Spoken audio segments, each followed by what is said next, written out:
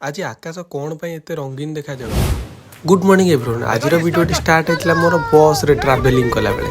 आज गुरुवार थिला बोली कि बस टा भाई पूरा फाका फाका। मु आउ कंडक्टर भाई ना आउ बस भाई ना एतिक छडा आउ केही ना। देन मु बस रो ले वीडियो बने बने पळे आस्तिली कॉलेज जा बाटर।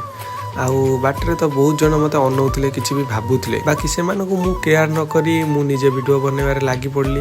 आ भाई तमे तो जदी जानि छ वीडियो बनेबो लाज कोन पाई करो मु को चोरी कर। देन मु आसी मु प्रैक्टिकल रूम रे पहुंच गेला पर आमु काजी दिया हैतला फाइलिंग करिया पाई। आमे फाइलिंग करी घसा घसी करी पूरा रेडी कर देथिलु। देन हमर स्टार्ट ही आइतला एबे कटिंग। कटिंग तो भाई काटी काटी भाई हाथ रू पूरा भाई दरज ही जाइतला।